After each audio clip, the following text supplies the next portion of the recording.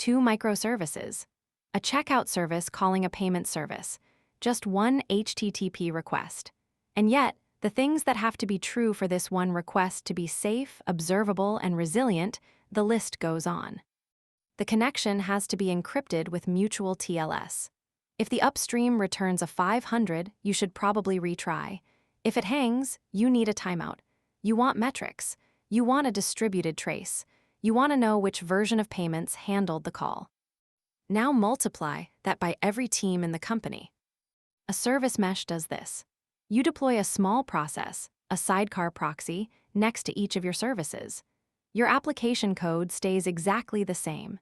It still does an unencrypted HTTP request to a hostname, but the sidecar transparently rewrites that connection into mutual TLS, retries it if it fails, times it out if it stalls, and emits metrics and traces along the way. The application stayed the same, the network changed.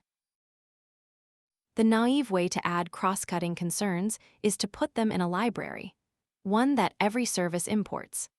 But your services are written in 5 different languages: Go, Java, Python, Node, and Rust. So now you need 5 libraries, each implementing the same retry policy, the same TLS config, the same metric names, the same tracing headers. And these libraries drift. One team upgrades to version 1.7, another team is still on 1.4. Their cipher suites no longer match. Their retry counts no longer match. Their metric labels no longer match. You can't audit security from a single place. You can't enforce a uniform retry policy. You can't even agree on what the latency of payments means because every dashboard pulls from a slightly different histogram. The mesh exists because the library approach does not survive contact with a real organization. The plumbing has to live somewhere your service teams don't own. A sidecar is just a second process running inside the same Kubernetes pod as your application. Same network namespace, same lifecycle, but a separate program with separate code. Your application talks to localhost. It opens a plain, unencrypted HTTP connection to its sidecar over the loopback interface. The sidecar then takes that request, wraps it in mutual TLS, picks an upstream endpoint, applies retry and timeout policy, emits a metric, propagates the trace headers, and sends it out across the cluster. Your application has no idea any of this is happening. It still thinks it's making a plain HTTP request. That is the trick. The cross-cutting concerns moved out of your code base, out of your language ecosystem, and into a small program your platform team owns. Istio uses Envoy as that sidecar. Linkerd uses its own purpose-built proxy written in Rust. Different proxies, same shape, one process per pod, doing the boring network work. But wait, if your application is just opening a normal HTTP connection to a hostname, how does that connection actually end up going through the sidecar? You did not change the code. There is no SDK. The answer is the kernel. When the pod starts, before your app runs, an init container quietly executes. It installs a set of iptables rules into the pod's network namespace. These rules say, any outbound packet leaving the application's process gets transparently redirected to the sidecar's outbound port. Any inbound packet arriving at the pod gets redirected to the sidecar's inbound port. 2 redirect rules.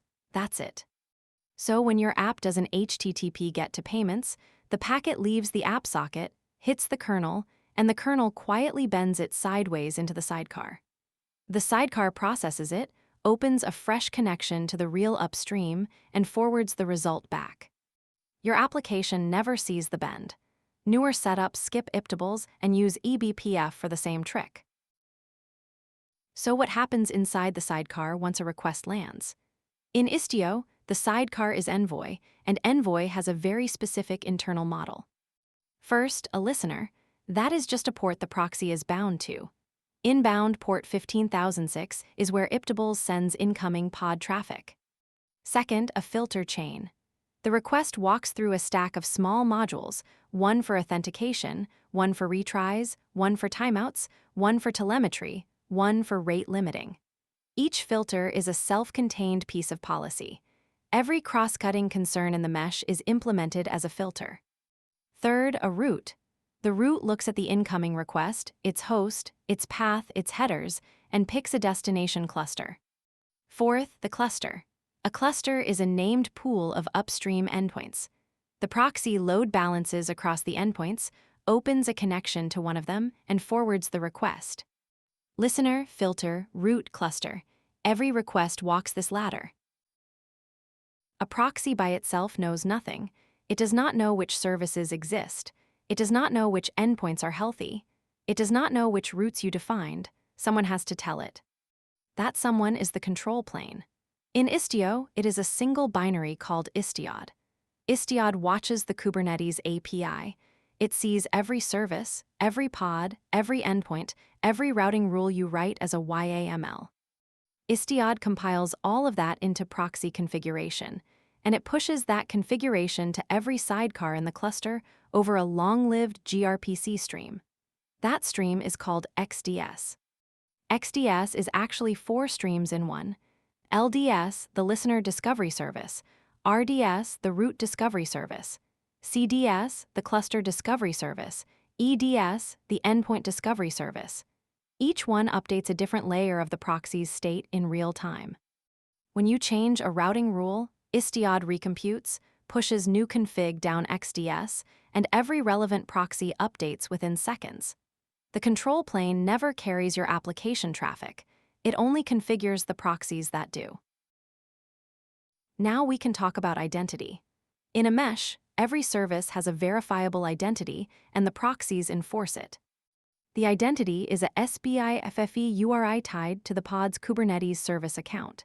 Something like spiff//cluster.local/namespace shop/service account checkout. That string is the workload's name. The control plane acts as a certificate authority. It issues a short-lived TLS certificate, typically valid for around 24 hours, that bakes the SPIFFE URI right into the certificate.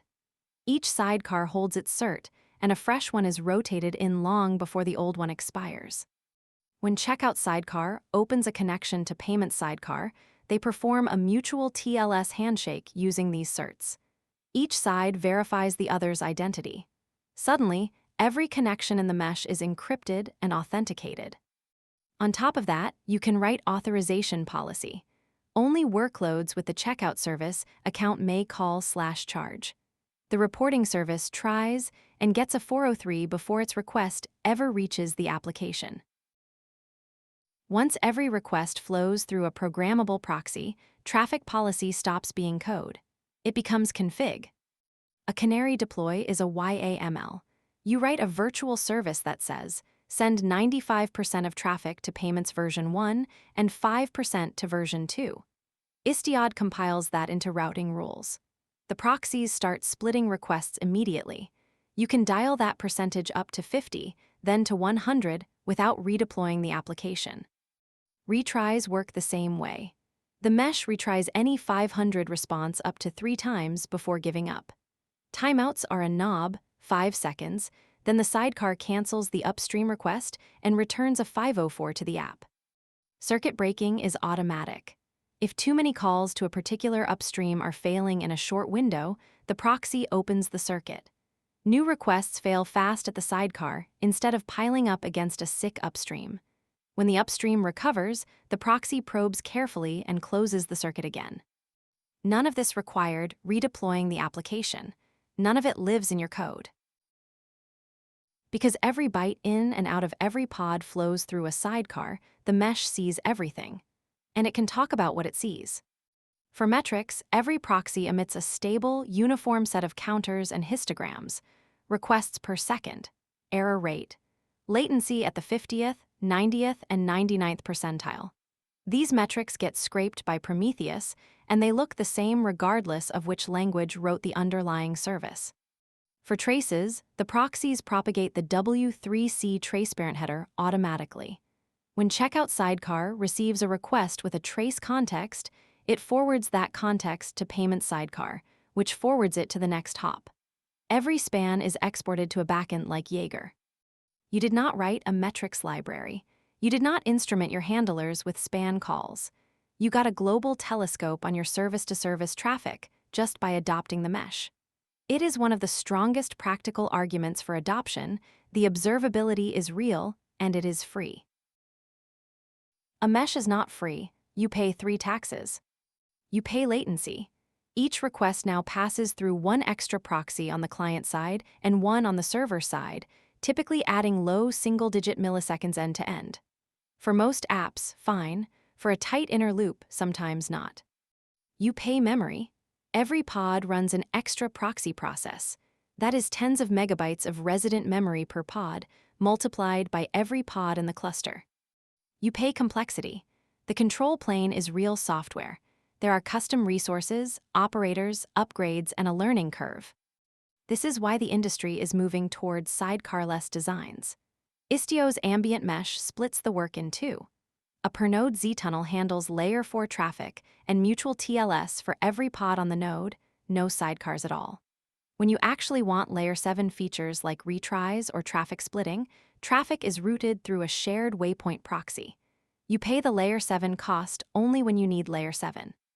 Cilium goes even further, doing much of this in the kernel through eBPF. But the goal is the same as it was in Scene 1. Same application code, an identity-aware, observable network underneath.